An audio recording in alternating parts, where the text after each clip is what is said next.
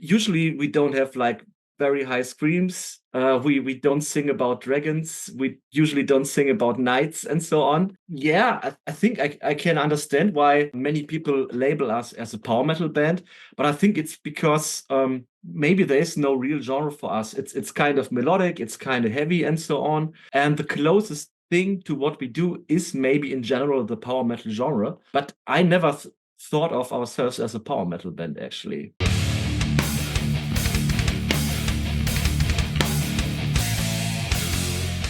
What's up, everybody? It's Keefy at GhostCultMag.com. I am super stoked to be joined by Niels Löffler of Orden. How are you doing today? I'm doing very well. How are you?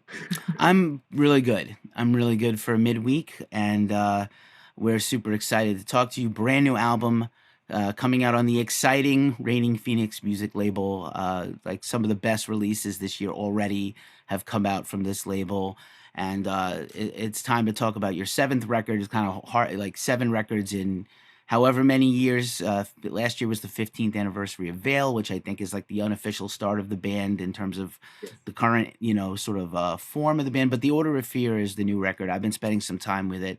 It's really amazing. And, where I wanted to start this interview is like, I feel like in this sort of genre, in the subgenre of which this band lives, I always feel like you have your own unique niche, and that's why the band has been successful. Because I think there's a lot of sameness in heavy metal and power metal, and a lot of great songwriters and a lot of great vocalists. But I just feel like the approach of the band, the presentation of the band, has always been a little more special and unique. And I think personally that shows on this record too. Yeah, well, I would agree generally, but the big question is, so you put us roughly in the power metal genre, which most people do, but actually, I think we don't think of ourselves as a power metal band per se, because yeah, we like all those power metal bands that are around and so on, but usually we don't have like very high screams. We don't sing about dragons. We usually don't sing about knights and so on.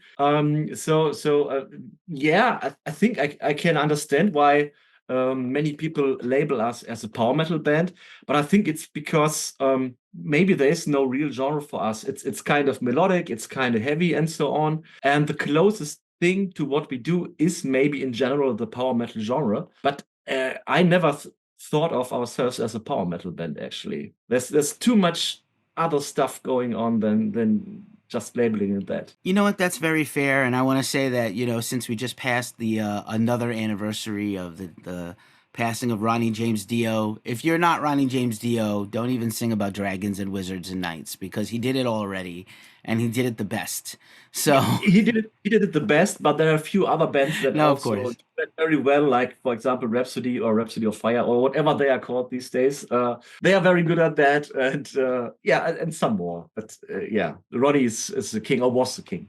Yes, I think one of the Rhapsodies is on your record label too. But yeah, you have, like I said, a very unique band with a very unique approach, and definitely very Seeb has a very unique vocal style, and just the orchestrations of the vocals and the band, stand apart from everybody else. Unfortunately, journalists, we have lizard brains, so we need everything in a box, and actually, that's very typically American because in Europe, you could go to a festival with like a pop group and an R&B group and then a heavy metal group, and here we don't have that. We almost never have that, actually, just a couple of diverse places and venues. But a super exciting time for the band. Like I said, very prolific, 3 albums since 2021. So I just feel like the band is always in writing mode, or maybe it was an outgrowth of all the bad stuff that happened. It was a lot of extra time maybe to compose, but it's Yeah, been an but impressive but run. yeah, but to be fair, one of the albums was basically the same album as before, but with different singers, basically. Yeah. So the Final Days, Orden Ogan and Friends album, yeah, it's not like a real new album. Yeah. Fair, again, also And fair. yeah, but yeah, well, we did actually more than I thought of. Well, it's a lot. I mean, I don't I've said this before. I don't begrudge anybody. It's been a tough time. The world is on Yeah. fire. Nothing is good outside of music, and it's very hard to be grounded. And so, if there were people during the worst times or after, I don't know what my career looks like. I don't know how I'm going to go on tour. I don't know how I can do anything. And people felt like maybe they couldn't make any music. And then I have friends who are musicians and band leaders who are like, I'm an introvert and this was the best time ever. I never left the house and I made music every day and I wrote lyrics every day and I sang every day. And that's great. And if you couldn't, that's okay too. So I feel like your band has been, again, at least pushing out stuff and being present and keeping top of mind. And I think that's why there's a lot of, I think, excitement about the Order of Fear. Yeah, well, we tried to be in people's minds, kind of. But actually, well, when the Final Days album came out, of course, was a tour planned, which would have been a great tour, I think. But we had to reschedule it 2 times, and after the second time, we said, well, okay, no, we're not doing a tour for this album, obviously, because well, it's out for. In the end, it was like out for 2 years after we could or would been able to really go on tour again. Of course, we played some festivals here and there, which was pretty cool. But then we thought, well, let's just do the next one, and then we do proper touring and everything. And that's what's happening right now. Yeah, as you might know, we already went on tour last month with Feuerschwanz in Germany, and that went really well. It was really nice to be on tour again. Yeah. And such a good matchup of bands for you. Just two bands with like a very similar fan base, and like I think would be very exciting personally to see back to back. They complement each other. Very good. Yeah, I think we complement each other. I don't know if we are necessarily the exact same, or if we have this exact same base as Feuerschwanz, for example, because they come from this more medieval kind of scene, and we've tackled that a bit in the past, but we never were really in that scene. So it's actually been kind of a new audience for us. I mean, still in the metal realm, but I think there were a lot of people on the past shows that actually never heard about us. That's the best. You have to make a Yeah, new audience every couple of years anyway. Otherwise, yeah, absolutely. your diehards will always stay with you, especially this consistent of a band, and this is a great new record. They're going to be really excited. But if you got to turn new people on to your music, Yeah, otherwise you don't continue to absolutely. grow, which is tough. It's really tough. It It's is. tough out here. Yeah. Does it feel like to you, you've been in music for a long time, like 20 plus, maybe even 30 years in and out, before this band and the other, earlier incarnation of the band? Do you feel like, obviously a lot has changed since then in terms of record sales and things like that. Do you feel like you have to constantly work as a musical, as a professional, not just the music part, but everything else? Do you feel like it's like hard on you, a grind? Yeah, I wouldn't call it a grind because in the end, we do what we love, you know. But especially nowadays, you always have to be very, very constant with what you do. You have to make yourself aware in people's minds, like with social media and so on. If like maybe back in the day, you made an album for a year, didn't play shows, and no magazine articles, totally fine. But you cannot do this nowadays because otherwise people would think that you disbanded the band or whatever. And yeah, Yeah, of course. Yeah. it's much more work on the social side of things actually. And I have to admit, we were never the best at that, but we're trying to improve. Right. I played in bands like 25 years ago, and the best we could do was mail flyers to people's homes. And then we would go to Yeah, like big shit like Iron Maiden or Metallica would play like the sports arena, and we would put a flyer on everybody's car. I can't tell you how much money we spent doing that. Social media is a lot easier. I wish we had it back then. But on the other hand, it is like the constant seeding and feeding of this monster.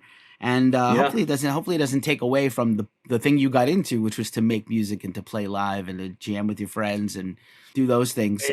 No, it doesn't take away from it. But for me personally, as someone who's not that much into like presenting me in a certain kind of way, I sometimes struggle with the social media stuff. But of course, for the band, we have some people that help us with that and so on. So at least the band is being presented well. And yes, now that you were talking about the flyers, I remember in the first band I was in, like, yeah, more than 25 years now. Back in the day, we used to organize a sampler with different bands. So we physically printed a CD.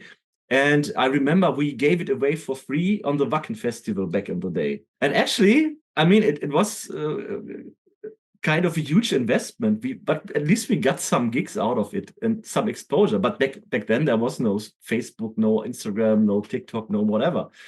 And it was even a bigger struggle to get into the magazines, which were print magazines back then, and so on. From that point of view, it's actually easier with social media to reach people because you don't have this barrier knowing someone at a magazine or someone likes you at a magazine or really having to print physical stuff and give it out and so on. Yeah, on the one hand, it's easier. On the other hand, you have much more competitors nowadays. Oh, of course. And I like that you mentioned about how the band has been presented. Again, very high on Reigning Phoenix music, and also shout out to C Squared on the PR side for putting us together today. I do feel like the band is getting a nice big push. In term this as a seventh record for this band, do you feel like a bigger intensity in the run up to the album, more videos, more physical product bundles and things like that, more pre-album release activity than maybe 10 years ago even? Then 10 years ago, yeah, absolutely. Yeah, and it's even more than compared to the last album, I would say. I feel there's a certain kind of excitement around what we are doing right now, and that feels pretty good, I have to say. And yeah, I don't know. Right. Um, as we're getting down to this, the band's about to kick off festival season. Nonstop festivals in Europe, another big headline tour. How Yeah, much of the new album, which again we really didn't touch on, but it is fantastic, and I really can't wait for everybody to go hear it. thank you. But Thank you very much. how much of the new album, you have such a body of work now, and a lot of songs that people love to hear live. How much of the new album will you incorporate live into the set list? Maybe. Well, it always depends on what kind of slot we have. I mean, if we're trying to incorporate, I would say at least two songs. I would say if it's like a very short stage time, but if we play headliner shows or so, it might be like 4 or 5 songs, but we will have to see. We don't know yet. There are a few songs we will probably have to play, like the singles we released before the album. But I don't really know for sure as of now. Oh, fair enough. I want to hear Moonfire. That's the song I love so much. I listened to the whole album a few times, but Moonfire is my favorite track so far. Thank you, thank you. Do you Yeah, have do you it have do you will have be. some favorites? Actually, I have to tell you something. Usually, I'm the guy in the band who is always like maybe 70-80% into the album because, of course, I'm not the only songwriter, and there's some stuff sometimes on it where I say, "Oh, well, it's okay, but it's not really for me." But this time, I would say it's for me personally like a 90% plus album concerning the songs and the material. And I think I never said something like that in the past because I'm always like I don't know about this one. It's okay, but yeah. So I just hope we can incorporate as many songs from the new album into the live set list as possible.